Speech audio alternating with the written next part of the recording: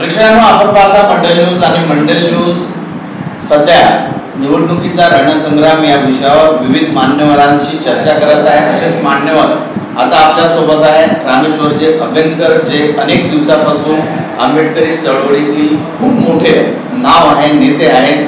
त्यांनी जवळपास खूप वर्ष तळागाळातील लोकांना न्याय मिळवून देण्याचं काम केलं आहे। आज ते बळवंत वानखडे यांच्या समर्थनात त्यांच्या खांद्याला खांदा लावून काम करत आहेत। सर, काय सर? नमस्कार।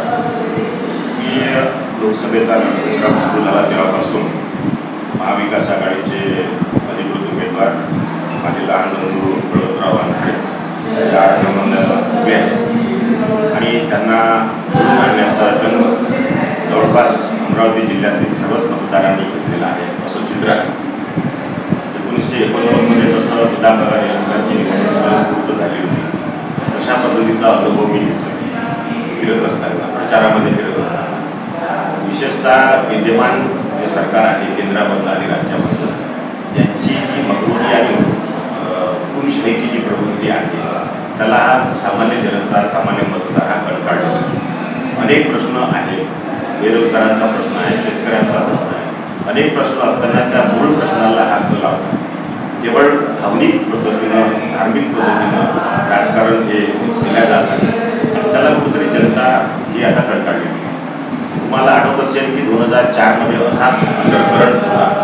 2004 अटल बिहारी वाजपेयी असताना तिथं एकदम विद्वान माणसं होते, सत्यदर्शक माणसं असले पाहिजे। त्यांच्या वेळेसही शायनिंग इंडिया, अंबा इंडिया असा प्रचार लोकांना रुचला नाही आणि त्यांनी अंडरकरंट काँग्रेसला समर्थन दिलं आणि एक मोठा बदल त्यावेळेला घडून आणला आणि तो जवळजवळ 10 वर्ष टिकला।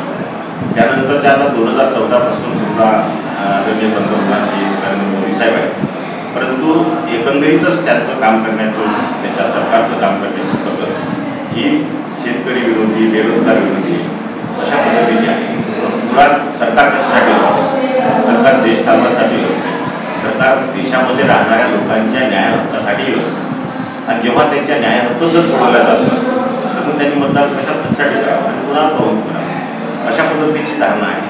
आता नुकताच ही ज्या अमरावती लोकसभा मतदारसंघाची निवडणूक आहे ही जे डॉमिनेटिंग पार्ट असतात काँग्रेस निवडणुकीमध्ये, जे बिलकुल मनावर घेतलं तर 100% करण्याची त्यांची जिद्द असते। तसंच ही बळवंतरावची निवडणूक आमच्या नेत्या आदरणीय यशोमती त्यांनी घेतली, आदरणीय बबनूभाऊ देशमुखांनी घेतली, आदरणीय बंधू आपले सुनील देशमुख साहेबांनी घेतली, विलासभाऊ इंगोलेंनी घेतली आणि ही कमान 6 विधानसभा मतदारसंघामध्ये काँग्रेसच्या मुख्य पदाधिकाऱ्यांनी ही निवडणूक अत्यंत प्रतिष्ठेची करत स्वतः उन्हाताना कुठली दमा न बाळगता एसीमध्ये जगणारी लोक रणमैदानामध्ये बळवंतरावला निवडून आणण्यासाठी प्रयत्नाची शर्त करतात। आम्ही हे पाहत होतो, अत्यंत वाटते की बाबा नाही हे घडतंय चांगलं, आपली जबाबदारी अधिक वाढते, एक समाजाचे घटक म्हणून अधिक वाढते। या ठिकाणी आताच वंचितचे जिल्हाध्यक्ष शैलेश गवईंचा निर्णय घेतला बळवंतरावच्या उमेदवारीचं समर्थन करण्याचा, तो अत्यंत स्वागत आहे। मी गेल्या 10 दिवसापासून सातत्यानं प्रत्येक गावात फिरतो की जिथे काही वंचितचे पॉकेट्स आहेत त्यांना एकच सांगतो की बाबा आनंदरावजी आंबेडकर, बाळासाहेब आंबेडकर यांच्याबद्दल आपल्याला नितांत आदर आहे, त्यांचा मान आहे, तो त्यांचा मान सन्मान आपण राखलाच पाहिजे। परंतु जर ते वोट ईटरच्या भूमिकेमध्ये असतील तर ते भूमिका आपण बदलली पाहिजे। त्यांना घरी आलं त्यांचा निश्चितपणानं मान करा, सन्मान करा, परंतु बाबासाहेबांनी दिलेल्या मताचा अधिकार तो असा वाया घालू देऊ नका। निवडून यासाठी किमान 6 लाख मतं पाहिजे आणि 100% जरी बुद्धिस्ट लोकांनी आनंदरावजीला मतं दिली तर ते निवडून देऊ शकत नाही, हे फॅक्ट आहे। आणि हे मी लोकांना अपील जेव्हा करतो की तुमचं 1 मतानं माणसाची हार जीत होऊ शकते, 1 मतानं माणूस हारते किंवा जिंकते, मताचं मूल्य एवढं मूल्य आहे, तर त्या मताच्या मूल्याची जाण भावनात्मक न करता, कारण आनंदरावजींनी मैदान सोडून ते निघून गेले होते, त्यांनी वंचितचा पाठिंबाही नाकारला होता। मग असं काय घडलं की 4-5 दिवसातच लगेच ते पुन्हा तयार झाले? त्याच्या मागचं मी कोणाचं नाव घेणार नाही, पण जसा शैलेश मी म्हटलं तसं त्याप्रमाणे रिपब्लिकन सेनेचे काही पदाधिकारी आहेत की जे दुसऱ्याला कुणाला अप्रत्यक्ष फायदा झाला पाहिजे या उद्देशानं त्यांनी ती उमेदवारी ठेवली नाही। ते सारे माझे जवळचे मित्र आहेत, तुम्हाला माहीत आहे कोणाच्या विरोधात असं बोलत नाही, परंतु ही लढाई जेव्हा बळवंतराव लढते आणि मग त्यांच्या मताधिक्य म्हणा की त्यांचे मतं किती कमी करता येईल याच्यावर सारा खेळ आहे या निवडणुकीचा आणि तो बिलकुल जाणीवपूर्वक जपल्या जातात. परंतु काही ज्या लोकांना सामाजिक भान आहे त्याच्यामध्ये आता सेलर योजना उल्लेख करत आहे, त्या लोकांनी आपले निर्णय घेतले आहेत. मी खेड्यापाड्यात जात असताना लोकांनी स्वयंस्फूर्त ठरवलं आहे की भाऊ यावेळेस पंचायत ही भूमिका आहे. तुम्ही अनेक त्यांच्या प्रचार रॅलीला सभांना उपस्थित राहत आहात. काय वाटते एकंदरीत लोकांचा प्रतिसाद पाहून? लोकांचा उत्स्फूर्त असा प्रतिसाद आहे. छोटे छोटे टॉपिक्स आहेत. कसं आहे तुम्हाला त्याच्यामध्ये दोन गोष्टी आहेत. म्हणजे यावेळेसच्या निवडणुकी ही नुसतं काँग्रेस आणि राष्ट्रवादीची दरवेळेस होते तशी ही तेवढी निवडणूक नाही आहे. म्हणजे आता हे जखमी शेर ज्याला म्हणतो आपण, म्हणजे बाळासाहेब ठाकरेंची शिवसेना ही साऱ्या जगाला माहीत आहे, लहान मुलाला माहीत आहे की शिवसेना कोणाची. ती फोडून उद्धवजी ठाकरेंना बाजूला करणं, आदरणीय पवार साहेबांची राष्ट्रवादी फोडून त्यांना एकटं या वयात 84 या वयामध्ये एकटं पाडणं. परंतु ते खचले नाही, तेव्हा उभे राहिले. त्याच्या मागचा उद्देश आहे, त्याच्या मागचं कारण आहे की जनमानसामध्ये प्रचंड सहानुभूती या लोकांच्याबद्दल. राहुलजी गांधी 4000ची पहिली यात्रा असेल, 6000ची दुसरी यात्रा असेल, ते फिरत आहे पूर्ण देश, उत्तर दक्षिण पूर्व पश्चिम त्यांनी वादाग्रंथ काढला, बिंदून काढला, लोकांच्या समस्या काय ते जाणून घेतल्या. हा जो बदल आहे जनतेमध्ये, अजूनही करोना काळात प्रचंड उद्धव ठाकरेंनी चांगलं काम केलं, ही भावना साध्या साध्या लोकांमध्ये आहे.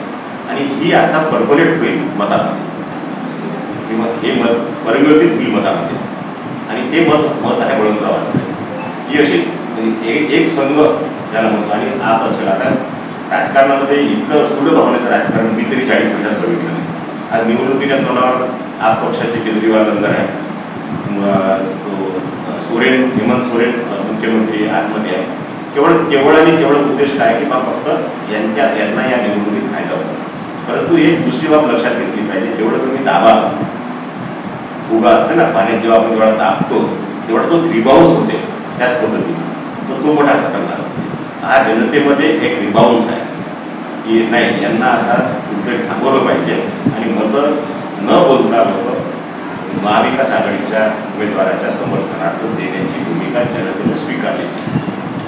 सर, बळवंत भाऊकडे जो लोकांचा कल आहे तुमच्या सांगण्यानुसार, तसेच नेत्या सुद्धा खूप मोठ्या ताकदीनं त्यांच्या प्रचारासाठी लढताना दिसत आहे. उदाहरणार्थ यशोमतीताई, त्यांचे आधीचे भाषण, आताचे जेव्हा भाषण राहतात तर एक वेगळंच त्या भाषणामध्ये पाहायला मिळते. त्याबद्दल नाही, अमरावती जिल्ह्याच्या निवडणुकीतल्या खऱ्या स्टार प्रचारक ओतून मध्ये खऱ्या स्टार प्रचारक ह्या यशोमतीताई आहे. अर्थात बाकी नाही असं मी म्हणणार नाही, पण खऱ्या स्टार प्रचारक यशोमतीताई आहे. त्यांनी ही निवडणूक पूर्ण डोक्यावरही घेतली आहे, डोक्यातही घेतली आहे. बारीक बारकावे जिथं कुठं असतील त्यावर त्यांची नजर आहे. आणि एकदम इतकी त्या बारीक नजर त्याला म्हणतो तो एकही मत जाता कामा नाही या पद्धतीची त्यांची भूमिका आहे. आणि ती रणनीती त्यांनी आखली आहे. त्याच्यामुळे बळवंतरावला 100% यश मिळेल यामध्ये मत नाही. प्रत्येक आपापल्या परीनं रॅल्या, प्रचार सभाही होत आहे. सुमोठं शहरातील काँग्रेस पक्ष असेल, त्याचं समर्थन करणारे राष्ट्रवादी काँग्रेसचे पदाधिकारी. मला अजून जाणीवपूर्वक तुम्हाला हे सांगितलं पाहिजे की शिवसेनेचे जे पदाधिकाऱ्यांचा जो मगाशी उल्लेख केला त्यामध्ये प्रदीप बाजवा अनेक लोक आहेत. सर्वांचं नाव, एखादं नाव सुटलं तर नाराजीचा विषय होऊ शकते. परंतु शिवसेनेची लोक बळवंतराव आढळरावांचे निवडणूक यशस्वी करण्याकरता तन्मनपणानं ताकदीनं भिडलेले आहेत. आणि त्यासोबतच अन्य समर्थन करणारे जे पक्ष आहेत त्याच्यामध्ये आम आदमी पक्ष आहे, कम्युनिस्ट पक्ष आहे दोन्ही, आणि अन्य छोट्या छोट्या संघटना जे स्वतः पाठिंबा पत्रिकेतून बळवंतरावांचं समर्थन करत आहेत. त्या सर्वांच्या प्रति मी या ठिकाणी निश्चितपणानं आभार व्यक्त करेल. कारण याच म्हणजे आपण त्याला सर्वांच्या यानं ताकदीनं हा जो विजयी रथ आहे हा पुढे चालत आहे. कारण म्हणजे आता ज्या रॅल्या होतात त्याला रॅली शब्द वापरला तर विजयी सभा असं म्हणाले काही हरकत नाही, वापर होणार नाही. कारण मी ग्रामीण भाग बघतो, ज्या गावात गेलं भाऊ कशाला पुन्हा त्याला फिरतं, आम्ही सर्व तेच आहे. म्हणजे हा जो स्वयंस्फूर्त जनतेमधला जो हे असते तो त्याला कास्ट, क्रीड, रिलिजन हा पाठ बाजूला झालेला आहे. फक्त आणि फक्त विद्यमान सरकारच्या विरोधात, विद्यमान जनप्रतिनिधींच्या विरोधात वातावरण आणि बळवंतरावचा असलेला ग्रामीण भागातील संपर्क, त्याच्यातला असलेला सालसपणा, त्याच्या दर्शनाला जो एक साधेपणा आहे तो लोकांना भावतोय. आणि त्याचा जो चढता क्रम आहे, जसं ग्रामपंचायती सरपंच, जिल्हा परिषदेचे सभापती, आमदार, खासदार, हा जो आणि एपीएमसी डायरेक्टर असेल, बँकेचा डायरेक्टर असेल, या चढत्या कमानीनं त्याचा यश त्याला मिळत आहे, त्यांना मिळत आहे. कारण माझा लहान वर्षांनी माझं सातत्यानं जे जो शब्द येते पण तो आमदार आहे, त्याच्यामुळे त्याचा सन्मान कसला पाहिजे. तर ते जे यश त्यांच्या वाट्याला आलं, याही वेळेस खासदारकी 100% त्यांच्या वाट्याला येईल अशी मला खात्री आहे.